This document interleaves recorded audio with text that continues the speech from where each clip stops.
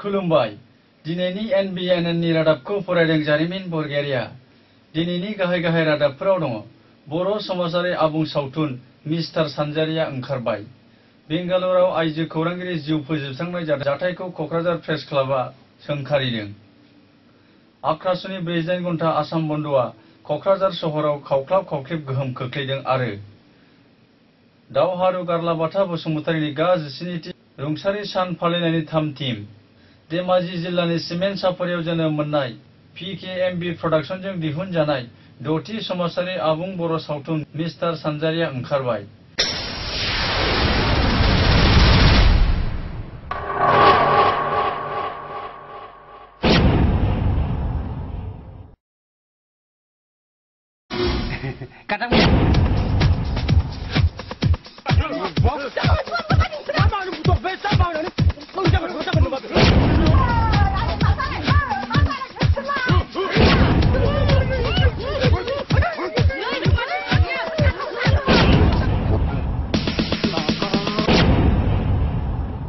क'क्राझार जिल्लानि सिङाव थानाय बालाजान तिनिआलि खेंखाइ बाजाराव मंगलबारनि मोनाबिलियाव धेमाजि जिल्लानि सिमेन्ट सापरिनि PKMB प्रडाक्शननि बिथोनगिरि प्रबिन बर'नि सुजुनाय बर' सावथुन मिस्टार सानजारिखौ बेखेवना होयो क'क्राझार जिल्ला बर' आर्टिस्ट एस'सिएशननि आफादगिरि जाखांफु सावथुन दिहुनगिरि थाख्लाय नार्जारिया प्रबिन बर'नि गोख्रों नांथाब नाजानायनि गेजेरजों जोनोम मोननाय समाजारि बर' आबुं सावथुन मिस्टार सानजारियाव राव रायज्लायनो रोङै सुबुंफोरा गोसोआव साननानै थानाय आरो देहायारि बेंगुरा सुबुंनि थांना थानाय साननाय हनाय आरो मोनदांथिफोरा गुवारै बेरखांनायजों लोगोसे आथिखालनि समाजाव डक्टरफोरा बेरामजों नाख्रेबजानाय सुबुंफोरखौ बेराम फाहामथायनि सोलाय गिख्रंथाव खोथा बाहायनानै संखिखां होनाय माखासे गोथां सावगारिफोरखौबो गुवारै बेरखांनाय नुनो मोन्दों।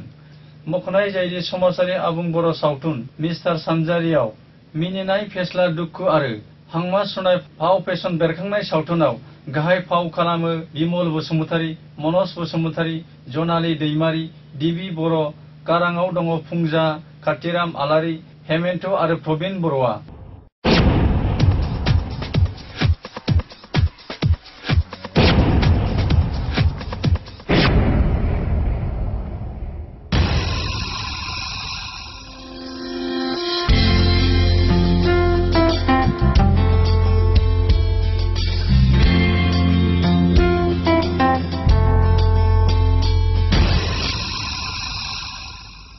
गोबां दुखु दाहा अखा बांखाखौ नेवसिनानैब्लाबो आबुं महर मोननाय प्रबिन बर'नि बर' सावथुन सानजारिया गोबां रायजो राजाफोरजों अनसायजादों आरो नुनानै रायजो राजाफ्रा जोबोद गोजोननाय फोरमायदों।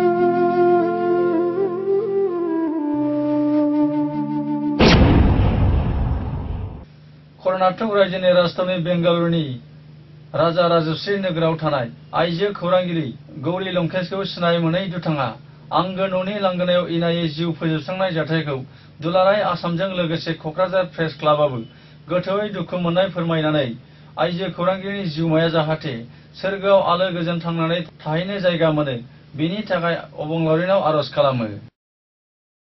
आलादा खमथापुर रायजो आरो राजबंशी माहारिखौ ट्राइबेलनि गनायथि होनांगौनि दाबिजों आख्रासु फिया होनाय 48 घन्टा आसाम बन्द'आ बिटिसिनि सदर सहर क'क्राझार नोगोराव खावख्लाब खावख्लेब गोहोम खोख्लैनाय नुनो मोननाय जादों। बन्द'नि समाव थांलाय फैलाय हान्था मेलाफ्रा बन्द' जादोंब्लाबो खायसे हाथाय बाजार मावख' थांलाय फैलायफोरखौ सोलिनाय नुनो मोननाय जायो। गुबुन गुबुन बोसोराव खुंबोनाय बायदिनो देग्लायबो दावहारु गारलाबाथा बसुमतारीनि गा-19थि रुंसारि सानखौ क'क्राझार जिल्लानि सेरफांगुरि जनता फरायसालिमानि गेवलां फोथाराव 7 सेप्तेम्बराव सानसेनि मेहेरगोनां हाबाफारिनि गेजेरजों खुंफुंनो थाम-थिम खालामदों होननानै खुंफुं आफाद गारलाबाथा पाब्लिक चेरिटेबल ट्रास्टआ खौरां बिजोंनि गेजेरजों फोरमायहरदों।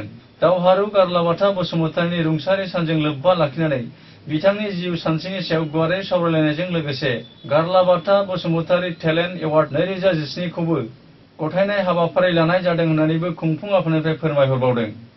रादाबखौ फोजोबनायनि सिगां गाहाय रादाबफोरखौ फिन खेबसे फरायफिनबावदों। बर' समाजारि आबुं सावथुन मिस्टार सानजारिया ओंखारबाय। बेंगालराव आइजो खौरांगिरि जिउ फोजोबस्रांनाय जाथायखौ क'क्राझार प्रेस क्लाबआ सोंखारिदों। आख्रासुनि 48 घन्टा आसाम बन्द'आ क'क्राझार सहराव खावख्लाब खावख्लेब गोहोम खोख्लैदों आरो दावहारु गारलाबाथा बसुमतारीनि गा-19थि रुंसारि सान फालिनायनि थाम-थिम। बेजों लोगोसे जोंनि रादाबा एसेनोसै। गोजोन्थों।